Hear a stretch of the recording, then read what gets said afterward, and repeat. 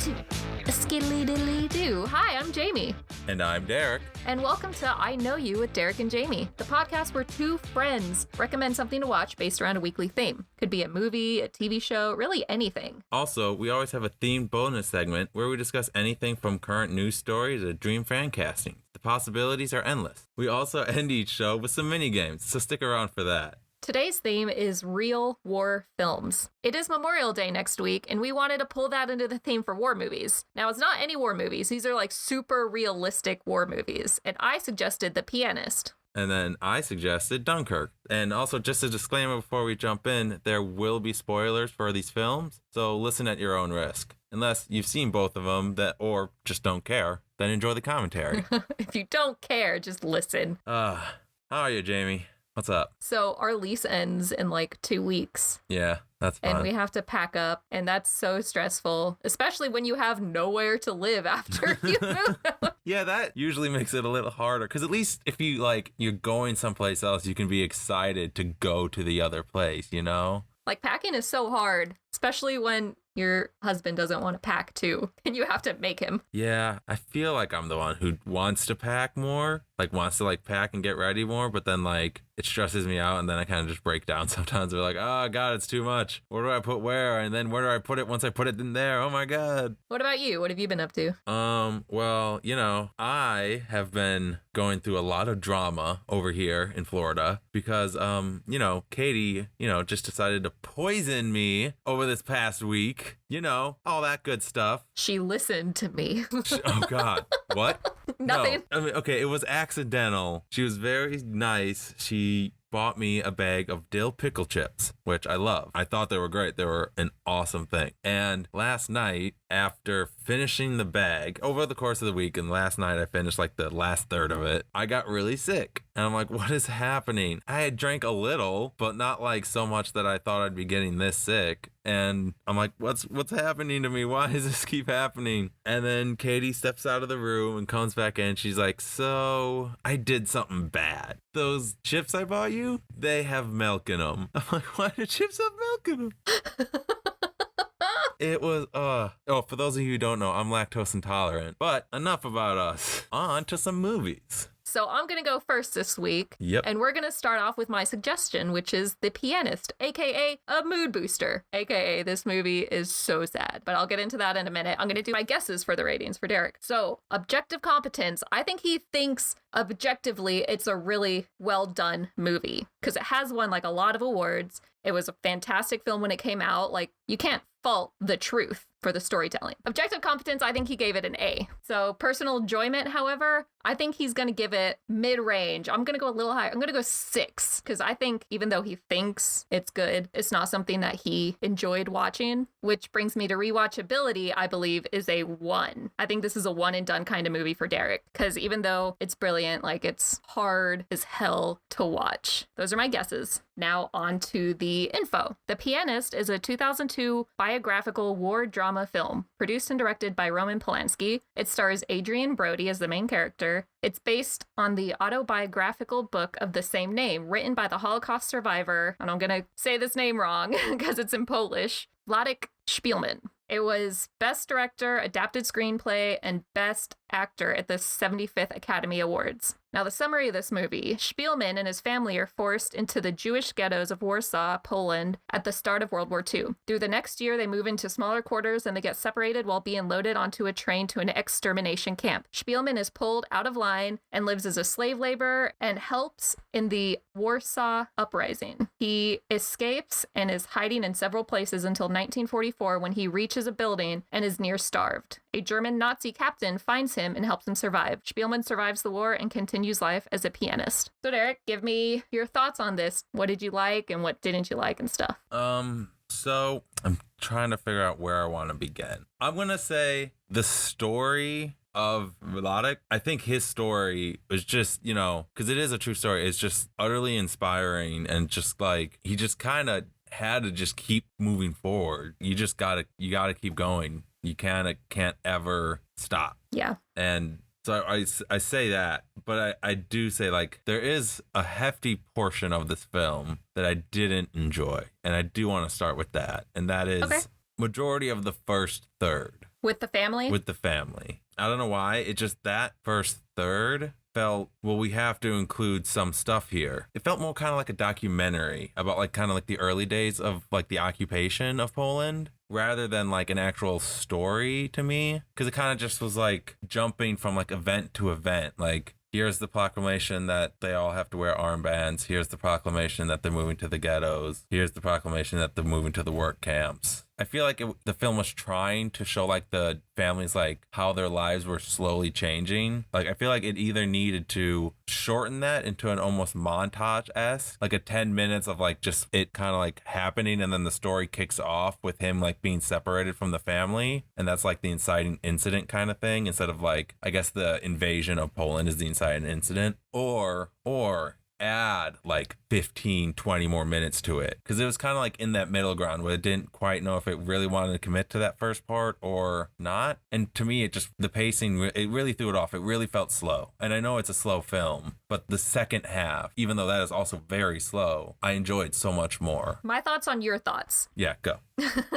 That was a lot there. The beginning, to me, it definitely, like I even wrote in my notes, I was like, the movie jumps right into it from the beginning. There's no opening credits. It literally starts off in their life, and immediately the war begins. Right. I think that a lot of what the beginning did with showing his family, because they went to the extermination camp when he was pulled out of line, and they died like immediately when they got there. Like, I researched it. They all died August 1942. So he definitely had his life saved. So showing the whole family in the beginning, I believe, is to show people what it was like for Polish Jews during that specific time, and it kept showing false hope for them. Right. They did like the announcement of the BBC saying that England and France were coming into the war. Declared war. They had false hope there. It was when they thought they had the work slips and they thought they were safe then. False hope. Yeah. It's supposed to show you what it was like for the civilians who had absolutely nothing to do with the war, what they were doing and how they were being treated. And you're supposed to get attached to this family. Right. That's why the first third is all the family. It's not just Spielman. It's his whole family. You see his dad get like smacked by a Nazi guy walking on the street. You see his brother dealing with issues. It's everything, because when they get pulled apart and you never see them in the film again, you're supposed to be gut-wrenched too. You hope that at the end of the movie they will show up and they survive. That's what you hope. That's what the first third of the movie did for me, because I haven't seen it in a couple of years, so I completely forgot exactly the pacing and the actual story of what happens. And it's just so hard to see the family and then have them gone immediately, and you hope that they'll survive the end of the war, but they don't. Yeah, this may sound callous. I knew with the way the film was going and the likelihood of the story that they were dead. Like, I didn't. Yeah. I had no hope. I didn't hold on to any hope. I think it was more so through his eyes. Yeah, a little bit. Like, and I definitely, through him, he hoped that they were still there, but he knew too. Yeah, like I was saying, it just kind of, I feel like I get the intention of it. It just didn't land with me. Like I said, if they'd added more to that, to me, it didn't feel like this is what the civilians are going through. It's just kind of like, here's what happened to the civilians, you know? And I know that's like a very small difference, but I think there's meaning there, right? Like, it's more like this is what happened to him, and so much stuff kept happening to him that I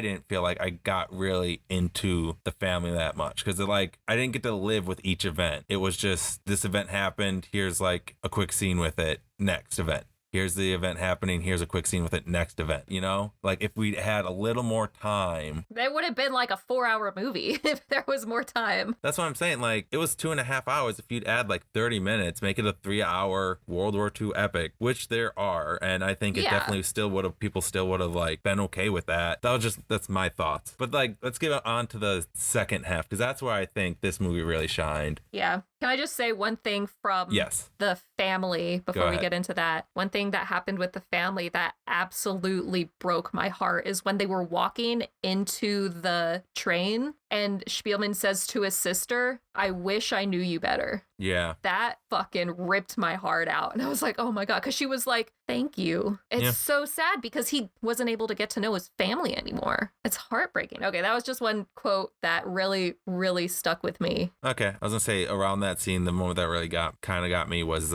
when they're all sitting there and they buy one caramel. Yeah. And their last meal. Yeah, because like I think like the father kind of knew. He's like I don't need money. Like there's no point. Yeah, when they said to the little kid, like, what is he going to do with the money? His dad thought, like, what am I going to do with the money? Right. So what's the point? Why not? I know. I'll have a caramel. That's something. That's some nutrients of some sort. Some last little piece of joy. Yeah. Like you said, such an uplifting film. I know. This was a tough film to get through. I literally had to watch it in 2 halves. Like I watched the first half. Yeah, I was going to ask where you stopped watching. I'd have to go back and try to remember when I stopped. Was it when the family went to the train, or was it before or after that? No, I can remember the shot, but I can't remember exactly what was happening. The shot was like, there were so many of these shots where it was like from a window looking down onto a street. I know that doesn't really help. So it was probably while he was hiding. I think it was. Yeah, I think it was after the family had already left. I knew I had to finish it in the same night because if I didn't, I'd like lose too much of the story and the connection of it. Yeah, that second half is really what I enjoyed much more. These could almost be 2 separate films. One of just like what happened to civilians, what the civilians went through from the invasion of Poland to like the beginning of the Holocaust kind of thing. And then you could have the second film of this person's story. The man's journey. Yeah, exactly. Like I said, it is really good. I think we said this a couple weeks ago or in the last episode. It's a masterclass of showing, not telling. Such little dialogue. There's barely any when it goes to just him. Yeah, that's actually going to be a theme throughout both movies a little bit. We're going to find and so much rests on Adrian Brody, almost like the entire second half of the film. Oh my God. All the actors, but specifically him. Oh yeah. The dedication to this movie and the character with the fact that he had to lose all of that weight. It was seriously kind of scary to see like how like thin he was getting and just like how gaunt he was getting. I'm like, somebody get him a sandwich, please. Like I know this is what they actually went through, but like we don't need to put him through this. Sometimes I think actors sometimes do a little too much with the body transformations, but like it's not healthy. I don't really know what to say about this film, honestly. Like there's just so much. It's hard to fault the story because It's a true story about a horrific time in history. Right. I think the way I approached it after I finished it was like, I don't approach the story because the story's I'm approaching how the story was told, you know? So that's the way I was kind of looking at it. And like, I will say like the film does an amazing job. Feeling of utter dread, just like it kind of creeps up in the beginning. And then when he's by himself, it's just always there. Oh, I know. Like I said, with the family third of the movie, all the hope, that didn't end. He thought there was hope when helping with the ghetto uprising. He thought they would succeed. Then every time he was put in a new hiding space, he was hopeful that he would be able to stay there. And then something always happened to make him leave. And even at the end of the movie, the only hope that actually came out of something was initially fear from the German captain who helped him in hiding. Like every time he thought he was safe, how heartbroken you were knowing that he wasn't even close to being over. Oh yeah. That's something huge from the movie that I took because I was like, oh, you're like, it's not close to being over. Stop being hopeful. Like, and just what like kept just like hitting me was that kind of like that whole scene with the German captain, like kind of like a couple minutes before that and like minutes after that when he's just carrying around that can of vegetables and like he's just carrying around that and like no matter what he's like not letting it go because it's the only food he's seen in God knows how long. It's terrifying. The fact that this happened less than 100 years ago is insane. There are people who went through it that are still living. I know. It's heartbreaking. And like your movie, which we'll talk about in a minute, this is all civilian stuff. It's not frontline war stuff. Your stuff wasn't like frontline in the trenches war stuff. This is like super realistic on how these people actually felt. Because I feel like other war movies don't really show you the effects during the war. Like sometimes they'll show you the PTSD after war. But they don't show the effects on like the civilian population. The civilians in my movie and then in yours, like the actual soldiers during the war. Like during like big moments. And I will say like when I first started watching this movie and like realized what it was, and I'm like, I first kind of had the thought, I'm like, is this really a war film? He's not really in the war, but then it's like, but he is. It's like the first thing that happens is like he gets bombed and he's like in the war. He's not a soldier, but he's in the war. And so there's I'm like soldiers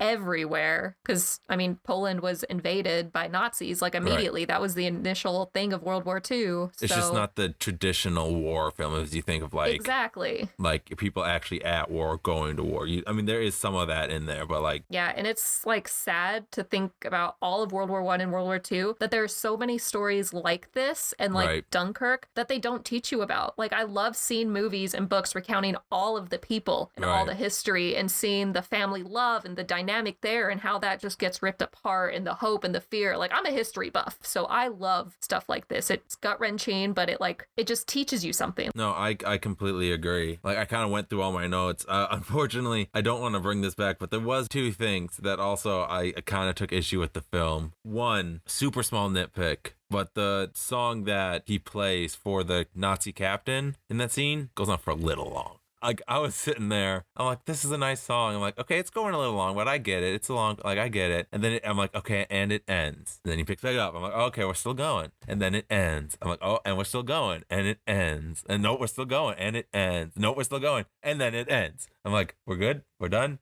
Okay, back to the film. I don't know. My thoughts on that, like, I get what you're saying. I kept thinking it was long too, but while watching it, that's the first time he has actually played piano in years. And that, like, feeds his soul. Like, yes, he was hungry, but he didn't realize how much the piano would make him feel normal again, make him feel like he was completely normal. So he could have probably ended that song way sooner, but he's like, no, I have to keep going. I have to keep this feeling of just not being where I currently am and in the situation I am. Like, he just wanted to get out of his headspace. He also might have thought that I'm gonna die at the end of the song. I didn't even think about that. He wanted to hold out as long as possible. Like, that thought didn't even cross my mind until just this moment. Like, I'm gonna get shot at the end of the song. Like, that's what this person would do to me, clearly. But okay. Well, I retract that one. Never mind. I'm going to retract that. That makes sense now. That's the first time this ever happened. I want to think Derek doesn't like, and I'm like, well, think of it this way, and that he thinks of something new. So that's what's great about this podcast. If you make a compelling argument, yeah, I'll change my mind. But this one, I don't think you'll change my mind on. This one's a little bit more of full-on, like, kind of critique of the film. There are so many dip to black, you know, like, fade in and out. Is that just me? Am I the only, like, did you not notice that? This film fades slightly. So much. I think when it faded was supposed to be like a time jump. Right, but like the time jump could be anything from like a couple months to a day to a year. Like, there were so many that it's just like, I don't know, like, I feel like it could use a better transition. It started to feel a little soap opera-y. We'll return after this commercial break. Welcome back. Like, it's like you're watching. Well, sometimes they had dates. Yeah, there were some dates, but like it felt very like you're watching a TV show, but on like Netflix or something. So like it just dips to black but comes back. So, but there's no commercials. It just kind of kept pulling me out of the film. Like, not at the beginning, but just I started noticing them more and more, and I'm just like, okay, guys, somebody, can we take a couple of those out? I know what we're going, but like, sorry, that was something that just kept, I don't know, you know, those little things that kind of just take you out of the film. That was one of them. That's one thing that doesn't matter which film it is. If that does that, you don't like it. Right. It just kind of ticks off points for me. Going back to piano stuff, the scene when he went into the second hiding building and the piano was there, the temptation had to have been so hard not to play it, but then he sits down and he plays it, but it's in his head. Did you think he was actually playing it? And were you scared? Were you like, dude, no, don't do that? I had no clue. At that point, I'm like, did he actually play it? Or now I can't remember. I thought it showed him. He didn't play it. He just was over the keys. He heard the music in his head, but his fingers never touched the key. I didn't notice that, honestly. Yeah, that part, I forgot that he wasn't playing it at first. And then I was like, dude, no, like, don't touch it. And then it showed him not playing it. And the music you hear is the music that's in his head. Yeah. He's hearing what he wants to be playing. The moment towards the end, which was like the only moment of levity in the film. When he's getting shot at by the Russians. Like when he almost dies after the war ends. Not the war ending, but like the Soviets invaded Poland and he's wearing, like, the Nazi captain gave him the coat so he would be warm. The Soviet, like, they're shooting at him. He's like, stop, I'm Polish. They're like, he's Polish. And the Soviets like, why the fucking Colt? And Spielman's like, I'm cold. I'm cold. that part made me laugh because, like, I know he's safe now. I'll say, and yeah, it's the perfect moment because I think there's a couple moments of levity in the first, like, third too. Yeah, before the horrible stuff starts happening, there's some levity in the beginning, and then the very end, that moment. Only when the medium horrible stuff's happening, before the really, really horrible stuff's happening. When his family's still alive. Right. I actually laughed at that part. I was like, yeah. like, he's and it going just back like to normal life. lets you, like, kind of just release. Just kind of like, huh, poof, done. Okay, we're good. We're here. And the fact that it shows him going back to normal life, like, how do you do that? How do you go back to normal life after all of that? The strength these people had I think to try their like, best. You're right.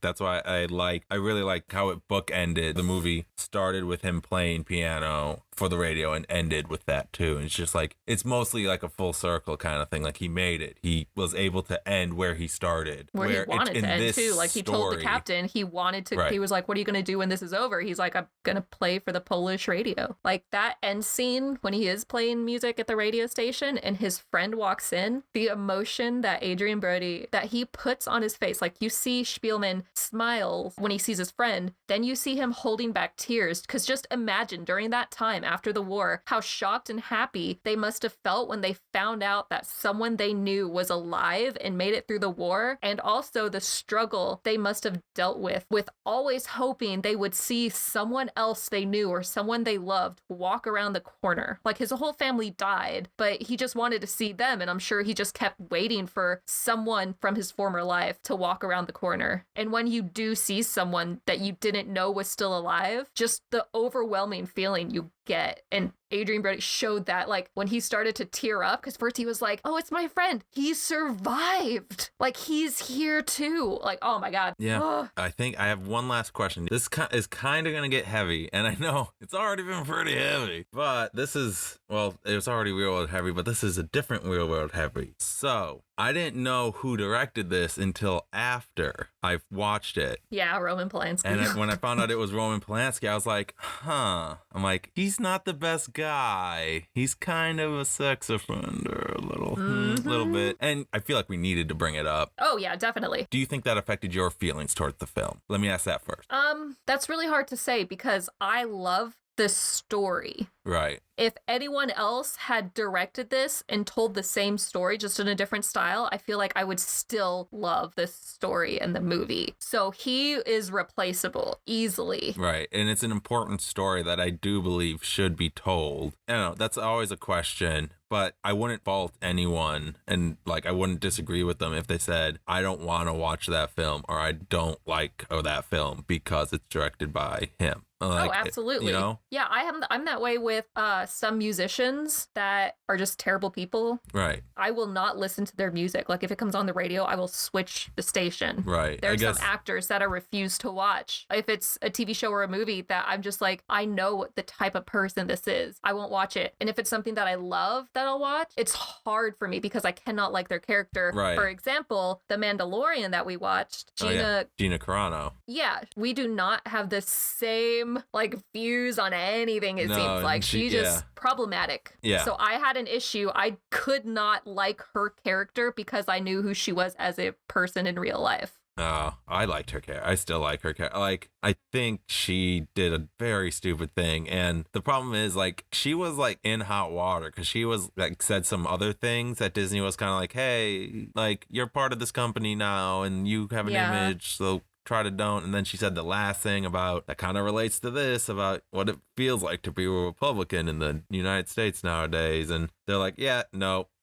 Especially with a company with, like, that has, like, you know, kind of the history of, like, I know. Like, you know, being an anti-Semite, you kind of, you know, have to be extra careful about that kind of stuff. But yeah. Okay, so who and how would you suggest this movie to people? So I would suggest this movie to people who want to kind of watch maybe what happened to a civilian of Poland during, you know, the early stages of World War II, and people who want to see, like, a harrowing journey of a man trying to survive. But, like, you have to be ready. you have to be emotionally ready to take this film on. And I would also want people to know who directed it so they can make the decision if they want to support that artist or not. So my thoughts is I think everybody, especially in today's climate and the fact that there are fucking Nazis in America, I think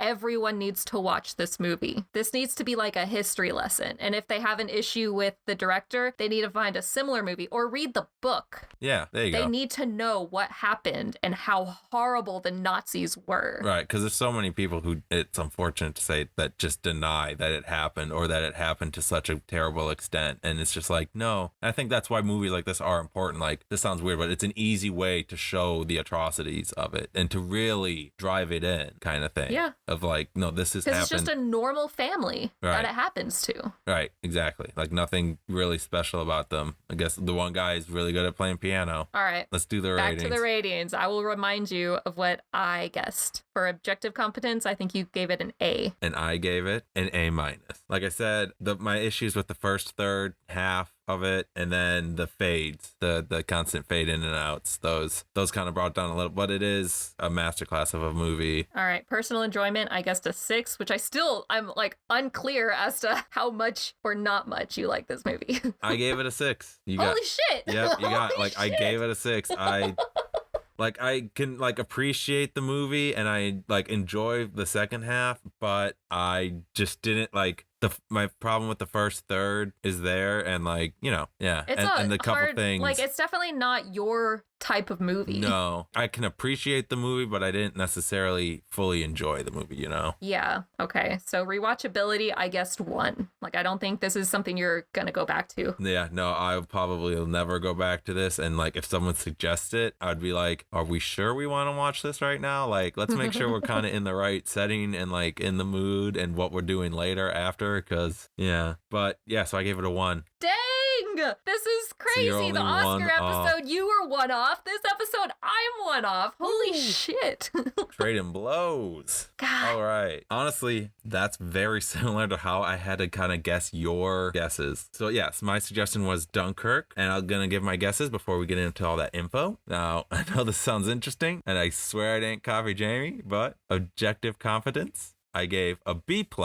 That's a little off. Personal enjoyment, 6 out of 10. And rewatchability, I'm going to go 2 out of 5.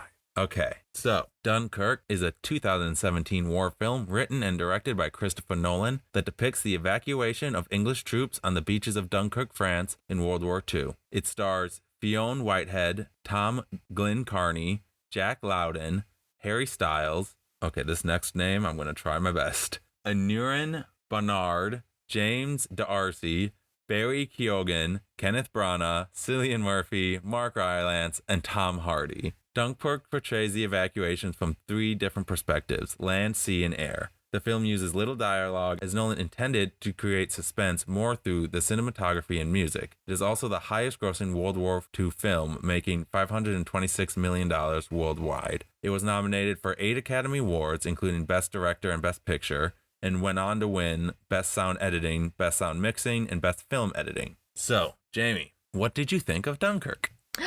Dunkirk. I think the acting is top notch. I think they did fantastic in this movie. The location, the clothes, it's all really good and it's so realistic. Like I said in our discussion about The Pianist, it's such a realistic film. Which, I did want to mention, though, in Dunkirk, the stories, the characters, the main characters that we follow are fictional. They are not real people. And this was not it's just supposed to show what happened on the beaches of Dunkirk. What happened and like the feeling of it. These are not like direct accounts. Even so, like it's so realistic. Like you feel for these characters. The struggle that they're dealing with. They want to get on that boat to get out of there. The struggle with the pilots having to deal with that. The struggle of the guys on the boat. Right. Like it's crazy. Like, and each is kind of like a different struggle. Like One is just like there's so many of them, like those trying to get on a boat. Like there's just so many of them trying to get on anything to get out of that area because they know it's the only way out and it's the only hope for life, you know? Yeah. And then the people up in the air, it's just, you have to be on constant like lookout for anything and anyone that could come out of nowhere. And that all those people in the water and on the shore rely on the airplanes to shoot the German airplanes, which are going over. Right. Like the film shows, there's like they were unable to sacrifice any pilots or planes to help them because they know they needed them for the next battle, for the next stage, you know? I agree. The acting, the portrayals of these, despite them being fictional, is just breathtaking, honestly. I love all the performances in this film. I will say Harry Styles stands out a little bit, but yeah. I love Harry Styles. A couple of things that I wasn't too keen on in this movie. I mean, it's Christopher Nolan, and we all know from the Prestige debacle a while ago, I don't like Christopher Nolan. I hated the time jumps. Oh my God. It reminded me so much of the Prestige. I didn't like it. I kept getting confused, and then I didn't understand 1, the mole 1 week, 2, the sea 1 day, 3, the air 1 hour. Like, I'm sure that was how much time it took to get from point A to point B. Yeah, the people in the sea took 1 day. Like the events took place over 1 day. At the mole on land, that took place over like a week. And then in the air, that took place over an hour. See, that was just confusing because of how they intermingled everything. Right, no. At what moment did you like realize like, wait, what's happening? Why are we jumping? Immediately. Because it started on the beach. Right. And then it went to the sea with the guys getting on the sailboat. Putting all those life jackets on. And then it went to the air with Tom Hardy. I was so confused as to the order of events. Just like with The Prestige, I feel like this movie, I would personally, like, get people enjoy this stuff, but I personally would enjoy it more if it was more in order. I thought about that and I get that, but I honestly kind of disagree. I feel like that's what makes this film stand out from like just a typical war film. Because then you would have just stuck with the people on the beach for like the first half at least, and then you'd start to see the people on the sea, and then like the people in the air would just come in during the climax, basically. Yeah, I get it. Like you want those people in the whole story. Right. I just don't like it.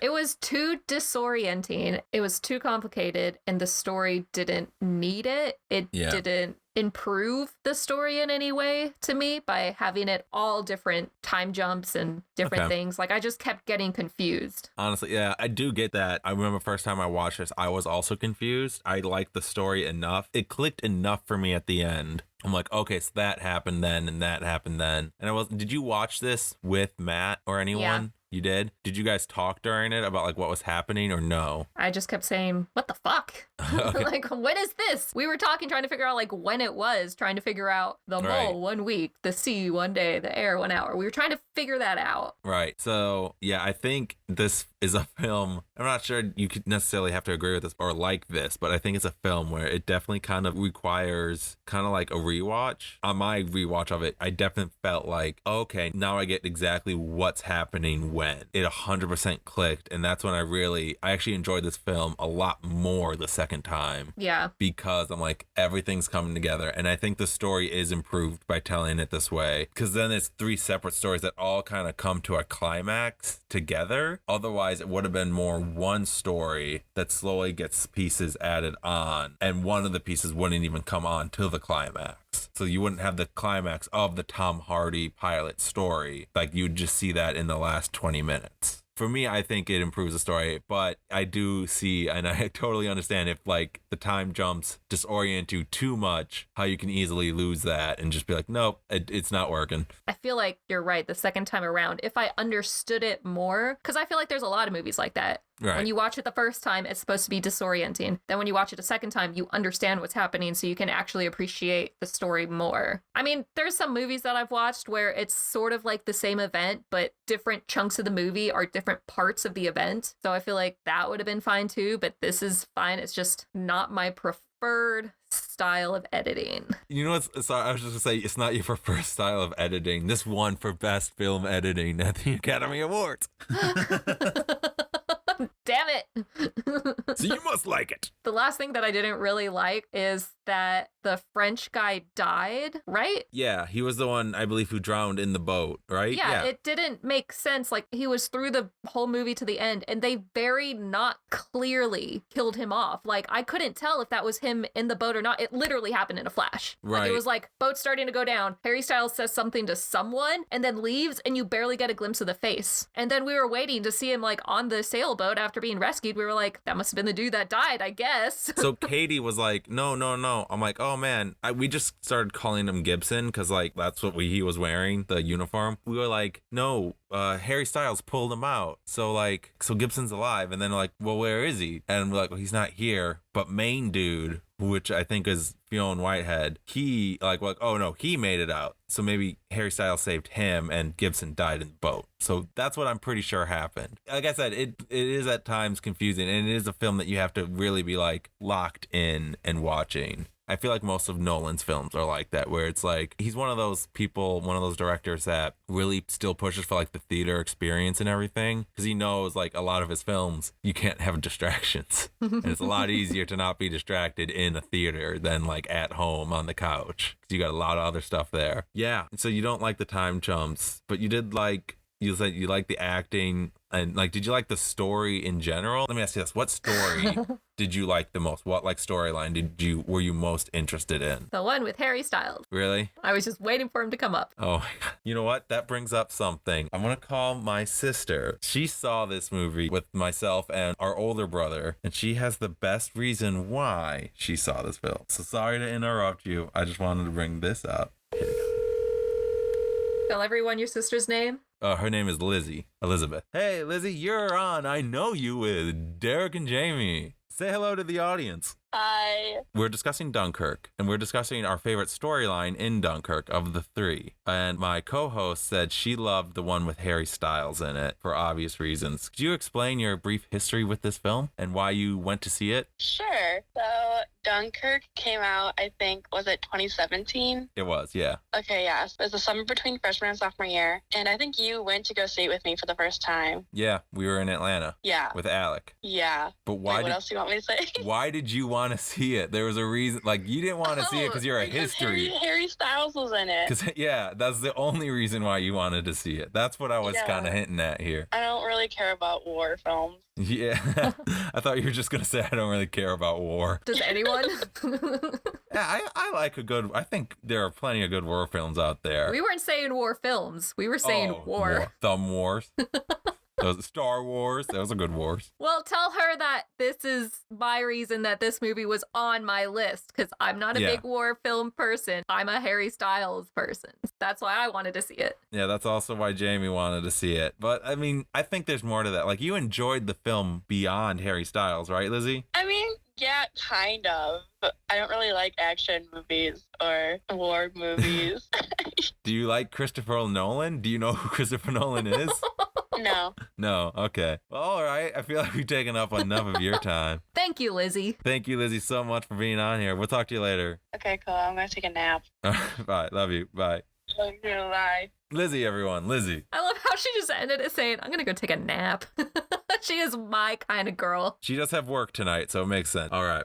What were we talking? Oh, the fairy storylines. You were asking me what I liked story-wise about this movie. Right. So I am not a big war movie person. I haven't seen a lot of war movies just because they're not my thing. Yeah, it sounds like someone else I know. Guess I didn't really know what this movie was going to be before watching it. I thought it was going to be way more war, but it's more like escape. Survival. Yeah, escape survival. Yeah. I mean, they're both kind of like, both of the films are kind of like that, kind of both work together nicely that way. And so this movie, it definitely made my anxiety like go up. I guess that's why I don't like war movies, because they're like real life thrillers. Yeah, you enjoy your movies more to kind of like bring you down a bit and just let you forget them. Yeah. Because, like, I don't like horror movies. I don't like thrillers.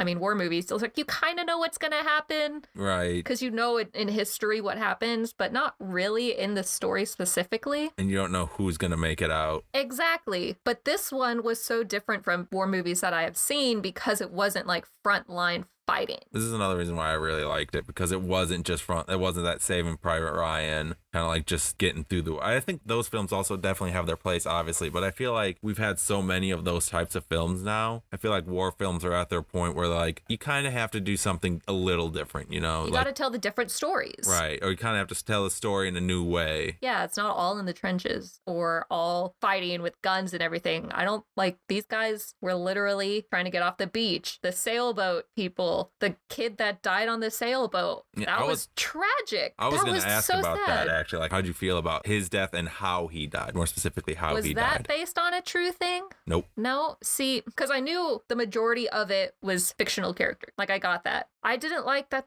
they killed the kid off unless it was depicting something that really happened. Right. I agree mostly. Like, it makes sense, and I kind of like it for the character they were kind of portraying. Because, like, in the little time he had, I got the sense that he was this kid who kind of didn't really do anything. He just kind of wasn't, like, really, you know, just felt kind of like But he looked like a 16-year-old kid. Like, he looked like a super young teenager. But in, like, a 16-year-old kid in the 1940s is, like, expected to be much more of, like, an adult than one today. I feel like he just felt overlooked, and he's like, hey, now I can do something. I can do my part. And maybe he felt like the entire war, like, I haven't been able to do my part. This is my chance. I think the way it happened, it seemed a little forced. But, definitely did. Like, I get what they were going for, but I do think it was a little forced. I think the reason they killed him off was to make the soldier they picked up, Cillian, whatever his name is. Cillian Murphy, yeah. Cillian Murphy, to make his character calm down. That's what I interpreted it as, was they just killed the kid off to do that. Because I wasn't, like, super attached to the kid. No. Because the time jumps made it, like, hard for me to really connect with all the characters. I agree. I do think it was a little too forced, but I definitely get what they were going for. I'm trying to think.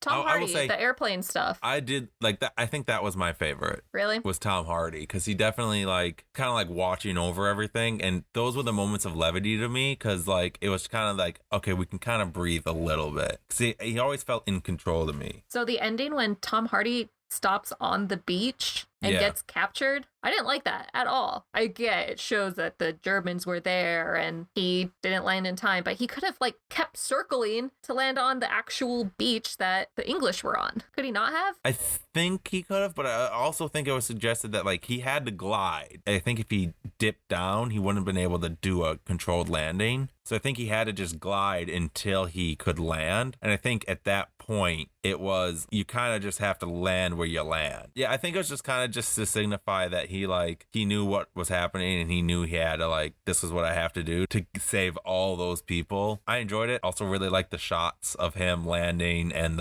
him burning the plane and stuff. I don't know. The other pilot too, when he was in the water and you thought he was going to drown, I was like, hurry up, sailboat man, get there as fast as you can. That was a really great moment of suspense. And Mark Rylance at that moment, he's like, I didn't see a shoot. He's probably dead. He's like, but what if he isn't? Like, we have to try. And it's like right after also the kid, George, died, I believe. Yeah. So he's like, he's just like, no, I have to do something. Like, I have to. The levels of anxiety in this movie weirdly didn't turn me off from the movie. Like those points, I kind of didn't feel bad, like not a bad anxiety. It was more so along the lines of like, I hope everything turns out right. It's not a negative feeling towards this movie at all. Like they did such a good job showing the story, even though the only thing is just weird editing. You just didn't like that. And I think that's the biggest thing that's going to turn people away. I guess, can that lead that to the final question of who would you recommend this for and why? I feel like people who like war movies, this is an easy one to suggest for them. It's new. Maybe not everyone is like seen it. Got more history buffs too, kind of thing. And people who don't really like gory war movies and like you said, prefer the historical parts of it, but don't want to see like blood and shit like that. That's what I was saying. Like Katie, she was excited that she could watch this one with me. She can't really watch violent stuff. She gets a little squeamish at it and a little nauseous. So she didn't think she could, and when she looked it up, she's like, oh no, I can watch it. It doesn't really show anything. I'm like, oh yeah, I guess not, because I couldn't really remember. It's definitely like that. And do you think you should let people know about the time jumps? Like, hey, watch out, they kind of play with time a little bit, keep an eye out? I mean, if you tell them it's Christopher Nolan,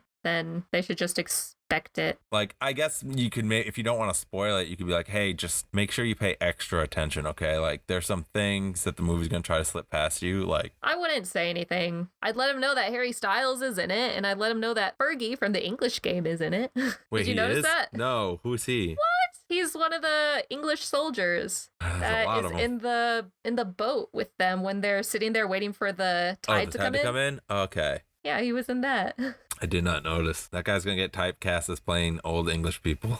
All right. Let's remind everyone of my guesses. So, for objective competence, I guessed a B+. I gave it a B+. No, really? Yeah. Oh, I kept going over between B+ and A-. It definitely wasn't going to be in the A's just because the editing and Christopher Nolan. So you did good. All right, I think this might be a little high. Personal enjoyment, 6 out of 10. That's a little low. I went 8 out of 10. Oh, no, really? Okay. I enjoyed the story. Like, the history parts of it, I loved it. Okay, I thought the time jumping, I thought that would have knocked down because of how you reacted to Prestige. And like this one did it even more. I thought it was going to knock it down a little bit more. It knocked down the objectiveness of it. I'm a huge history person, and I don't like war because, I mean, wars are gory and sometimes boring, war movies. But this one, even though I didn't like the time jumps, like it kept me on the edge of my seat, not because of the time jumps, but because of the story. Okay. And I really liked that. All right, cool. And so rewatchability, I guessed a 2 out of 5. I gave it a 4 out of 5. No. I'm probably going to watch this movie soon. Like, Matt and I are like, it's a really good movie. Let's watch it again. Ah, dang. I guess, yeah, with the personal enjoyment, the rewatchability would go up. I was thinking, like, I guess with the way I thought it, like, because you didn't like the time jumps, I thought you were going to be like, I'll watch it one more time to see. But, like, other than that, that's where my brain was. Dang it. Yeah. And maybe in a future bonus episode, if I have rewatched it by then I might change the objective score if I want to. But honestly, like, I did enjoy the movie. I feel like I can see new things if I watch it again. Like, I noticed a couple new things. I'm like, oh, I feel like on the rewatch and stuff, you can talk over it a little more. So you can kind of be like, wait, that happens then. And you can that's what Katie and I did. We were able to talk back and forth and we're like, okay, so this is happening then. And then this happens. Oh, that happened then. Oh, we're seeing this moment again. Yeah. Yeah. So it's a lot easier to square everything together. But dang, that means you definitely won this week. I got to think of a song to parody. Jamie knows Derek better than he knows himself. I was trying to do We Are Family, but it kind of went to something else. I was wondering what that was. I was trying to figure it out. I was just going to go with it. I was just going to be like, yep, okay, good song. I guess we don't have to worry about copyright for that at all. I think that means it's time for our mini segment. Woo! Here we go. So this episode, for the mini segment, we're going to throw it back to what we did our very first episode. We're doing a movie trailer reaction. Yep. And we decided it is Disney and Pixar's new film, Luca. Let's watch the trailer. All right, we'll be right back. We do not go anywhere near the surface. Got it? Someone got lucky today. My name is Julia Marcavaldo. We underdogs have to look out for each other. What's under the dogs? Your life is so much cooler than mine. There's a million things you think you can't do. All you need is a chance to try. Something's fishy with you two. What's wrong with you, stupido? Right on. All right. We're back. Hey, everybody. That was pretty cute. That was so cute. It looks a little predictable. It's kind of like, I still don't know what the entire story is. Like, I guess they just come on the land, but like, I didn't get like, what's the antagonist and, you know, or is it just like a story of them coming on land and them trying to make it? I don't know. It's Pixar. Something's going to happen. I get the feeling, like, I don't know. Obviously, this movie's not out, so I don't know shit about it. But the older brother of the main guy, of Luca, I get a feeling he's gonna have bad? A twist. Oh no, I don't see that. I think he might die. Oh, that might be the twist. Oh no. Will say have you seen Cloudy with a Chance of Meatballs? No. Oh no. It's a great film. The dad in this, of a girl that saves them, looks very similar to the dad in that, because it's just got like the eyebrows. You don't see the eyes and a big old mustache. But no, this looks pretty interesting. It looks super cute. Yeah. Most of the time Pixar's pretty good. Usually as you're not doing like a sequel to Cars or something, you're pretty good. Hey, I like Cars and the sequels. I kind of like Cars. I don't like the sequel. This movie does seem really cute. Like, it's original. It's set in Italy, which I'm a little iffy. I didn't have the best experience in Italy, but I mean, it looks super cute. It looks original. And coming out soon, June 18th, and on streaming. I'm not sure if this is going to be one you have to pay $30 for. I hope not. Oh, dang. Yeah, I didn't think about that. I did that with Mulan. It wasn't worth it. And then I didn't do it with Raya and the Last Dragon. We're just waiting for that one to actually just be free. Yeah. Eventually. Hopefully this one will probably have to pay $30 and then wait. Maybe not. Who knows? It looks really cute, though. Y'all go check out the trailer. Oh, yeah. Let us know what you think. All right. So that means it's time for our minigame. Minigame.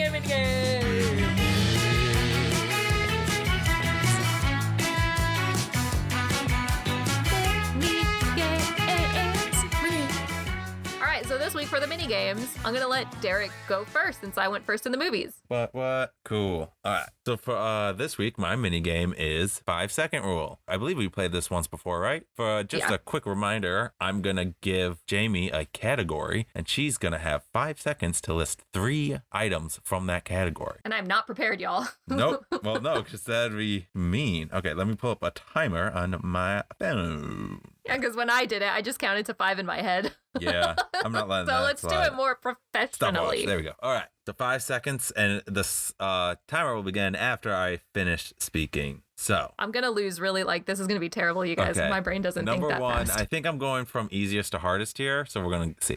Here we go. Fuck. Number 1, actors in Dunkirk. Harry Styles, the guy who plays Fergie, and Tom Hardy. I don't know. Done. I don't know another one. Oh, come on. Kenneth Branagh, Cillian Murphy. See, Silly Murphy would have worked. My brain doesn't think that Mark fast. Rylance. You got 2. All right. Number two. Okay. This one's wait until I'll say go at the end of this one because I have to get through the description. Name me 3 war films that take place during real wars, but not World War II. So non-World War II real war films. Ready? No. Go. No, I can't do it. I couldn't tell you. I really Any couldn't film. fucking tell you. No. Okay, 5 seconds isn't gonna be this, but I'm gonna We'll extend this one. Platoon, Forrest Gump, and hang on, you gotta give me way more than come 5 on. minutes. Let me just think of what all this coming up in my head is Saving Private Ryan and Schindler's List and 1917. Boom. Definitely not in 5 seconds, but Definitely I not was in 5 seconds. shocked I came up with those. You could have said The Hurt Locker, or you could have said The Patriot. There's a bunch of wars out there, I know, but when I think war movies, the majority of war movies are World War II. So Yeah, they're that's why just I said in my non-World head. War II. All right. I know, that was good. Fuck, one- that was the second hardest.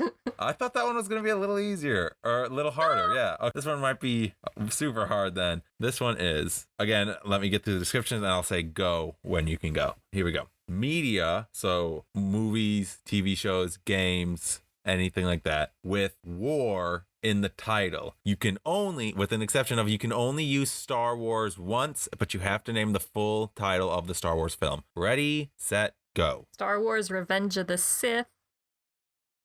War Horse. War of the Worlds. Okay, boom. 4.89. Thank You got it. You got one. You got one. I did one. Yay! God, that was hard. Yeah, the 5 I don't second like rule that. game is hard. Dude. Last time you were the It one needs to on be it. a 30-second roll. Then maybe I got to bump up from 3. I don't know. Maybe we do 5.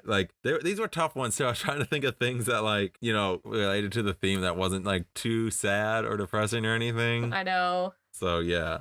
Okay. Okay. Your mini game. Let's do it. My mini game is a new one that we haven't played on the show yet. It's called 6 Degrees. For you guys who don't know what 6 Degrees is, if you've heard of 6 Degrees of Kevin Bacon, it's where you name an actor and within 6 Connections. connections, you get to Kevin Bacon. But we're going to do it a little bit different. So we're going to do an actor from The Pianist and an actor from Dunkirk. And I'm going to choose one from my movie. Derek's going to choose one from his. We're going to work together / not work together. We're going to try and be the first one to get to it. And Derek, you cannot use IMDb. I know. I don't have it open anymore. We're going to try to connect to the other person's Actor. Are we each trying to, I'm always trying to get to your actor, or am I just trying to get to the next actor you name? We're just trying to create a full connection, but you just want to be the one to make the connection, right? Yeah, so I'll choose mine, which the only one really is Adrian Brody from The Pianist, and you choose your actor. I'll choose Mark Rylance. Which kind of sucks because I cannot think of anything else that Adrian Brody's in. You want me to start it off? I can kick us off. Sure.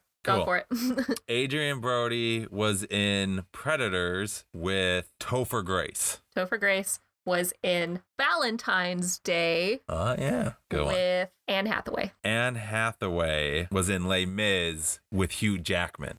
Hugh Jackman was in fuck, what's that movie called? I don't know. Logan but I haven't seen Logan, so I don't know anyone who's in that movie. So name the first X-Men movie. He was in X-Men with Sir Patrick Stewart. There you go. Sir Patrick Stewart was in... And it doesn't have to be 6 Degrees, y'all. We're just trying to connect the two. Yeah, no, let's do... Okay, with X2 with Ian McKellen. You can't do the same movie. It's X2. X2. Or fine, X-Men Days of Future Past. It's hard to think of it off the top of your head without like looking online. Right. I couldn't even tell you what else Ian McKellen has been in other than like Macbeth, but I couldn't tell you who was in Macbeth with him. Lord of the Rings. He was in Lord of the Rings with Orlando Bloom. Yeah, there you go. Cool. There you go. Cool. But we're moving. Orlando Bloom was in Pirates of the Caribbean, The Curse of the Black Pearl with Johnny Depp. There we go. Go. Gave you one. Johnny Depp was in Edward Scissorhands with Winona Ryder. Winona Ryder was in... God, the only thing I can think of right now is Heathers. She was in Stranger Things. Oh, that Adam Sandler movie, Mr. Deeds. Sure. Yes, she was. She was in Mr. Deeds with Adam Sandler. We're just getting so far away Wait, from this wait. last guy. She was in Alien Resurrection with Sigourney Weaver? Or do you think Adam Sandler's better? I know more Adam Sandler than I know Let's go Sigourney Adam Weaver. Sandler. Mr. Deeds, Adam Sandler. Adam Sandler was in Murder Mystery with Jennifer Aniston. Jennifer Aniston was in Bounty Hunter with Gerard Butler. Gerard Butler was in P.S. I Love You with Hilary Swank. Hilary Swank was in $1 Million Baby with Clint Eastwood. Does it have to be acted or directed? Can I choose? I think we can do directed. Yeah, he directed Mystic River with Sean Penn. This is taking so long. We're so bad at this. Was in Sean Penn. Okay, God, why can't I think of any other Sean Penn films? Sean Penn! What was he in? What was Sean Penn in? Oh, no, I got it. So Clint Eastwood was in Bridges of Madison County with Meryl Streep. And Meryl Streep was in oh fuck, what was the movie called? I know what the movie is. Just don't tell me. Let me think. The one with the paper and stuff. The recent one, right? It was The Post. She was in The Post with Tom Hanks. Tom Hanks was in Bridge of Spies with Mark Rylance. We did it! Holy shit! Oh my God. I actually pulled up IMDb about to look up Sean Penn, but you brought us back. You saved us. Oh my God. Well, I think that's the show. I think that's it. We did it. We fucking did it, y'all. Woo! All right. This episode, we reviewed The Pianist and Dunkirk, and Jamie won. She got very close to getting all three all right. Jamie won the show. Jamie won the show. Everyone else can just go. There you go. That worked. Yeah, Derek was super close. Like, it was a really good week. Yeah, yeah. We've been having a couple of good weeks. We've been doing really it's good. almost like we know each other. I know. All right. We like to end our shows reading a review. And this week I have another one from my mother-in-law, Susan. She did like a really good review. So I posted it on Facebook of our Oscar special and she left a comment on there and it is great. She said, I love these. I've picked up so much information about movies and shows that maybe I never would have watched. Both Jamie and Derek were meant for radio and their dynamic is infectious. Their commentary is stimulating as well as sometimes hilarious. It keeps me entertained as I drive 2 hours home and decompress after a mind-numbing workday. Go listen. Awesome. Yeah, thanks, Susan. Yeah. That's That's great. awesome. You should also leave a review wherever you can listen to podcasts. Yeah, I'm really loving reviews. I'm loving seeing what you guys like about it. So, Derek, why don't you let them know where they can write to us? You can write to us at our email, iknowyoudjpodcast@gmail.com. You can also find us on Instagram at iknowyoupod or at Jamie's Instagram Jamie Dura. or mine at Big Freaking Geek. Or leave a review on Apple Podcasts. You can go to our Facebook page. I Know You with Derek and Jamie on Facebook. We have a lot of places you can go to. We have a Twitter. Go anywhere. Go leave anywhere. it. Go Share on it. social media and find us. Like, go on social media. I Know You with Derek and Jamie. You'll find us. You will find us somewhere. Just look for our logo. We like to let you know what we're watching next week and have you write to us and let us know what you think the theme will be, as well as your ratings for these. And the movies next week, it's going to be funny. So the movies are Sex Drive, which can be found on Netflix, and Outlander, season 1, episodes 7, 8, and 9, which is also on Netflix. Now, the person who suggested Outlander says that if you want to watch episode 1 through 6, go for it, or just read up summaries of those episodes just so you know what the hell is happening, because a lot happens up to this point. But we're watching season 1, episodes 7, 8, and 9. So let us know, what you think the theme's going to be, because it's probably not what you're expecting. And as always, we post our podcast every other Tuesday, so remember to come back and listen to us wherever you listen to podcasts. Thank you so much for listening to I Know You with Derek and Jamie. Until next time, I'm Derek. I'm Jamie.